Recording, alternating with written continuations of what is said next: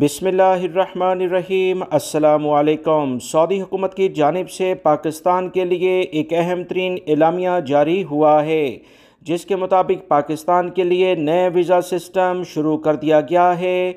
वीज़ों का जो सिस्टम पुराना था, स्टिकर्स लगते थे, वो तमाम चीज़ें अब ख़त्म हो जाएंगी।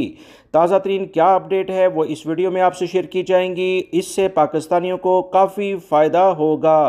सऊदी हुकूमत के अहम तरीन ज़राए से जो इतलात शेयर की गई हैं, सऊदी महकमा पासपोर्ट ने कहा है कि मुलाजमत यानी अकामे का वीज़ा, विज़िट वीज़ा और दीगर जो भी वीज़े जारी किए जाएंगे, अब इसमें स्टिकर सिस्टम को ख़त्म कर दिया गया है। सऊदी अरब के अहम तरीन ज़राए के मुताबिक सऊदी महकमा शहरी हवाबाजी यानी सिविल एविएशन और सऊदी एयरपोर्ट के लिए परवाज़ें चलाने वाली तमाम फ़ज़ाई कंपनियों को इस बारे में तहरीरी तौर पर मुतला भी किया गया है।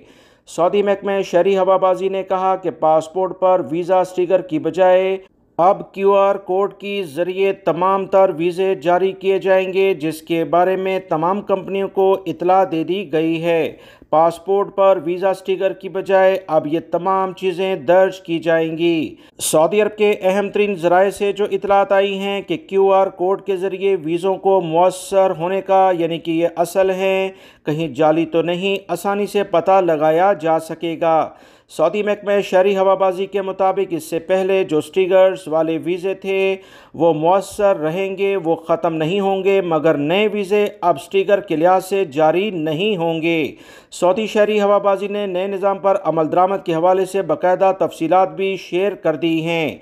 पाकिस्तान के लिए 24 जुलाई 2023 से, यमन के लिए 26 जुलाई से, सूडान के लिए 2 अगस्त, इस तरह से युगांडा, लबनान, Nepal, Türkiye, Sri Lanka, Kenya, Marrakesh, Thailand और वियतनाम इसमें शामिल हैं। याद रहे सऊदी काबीना ने इस बारे में इतलात शेयर की गई थी, जिसमें कहा गया था कि अब नया वीज़ा सिस्टम आएगा। पाकिस्तान अभी उसमें शामिल नहीं हुआ था।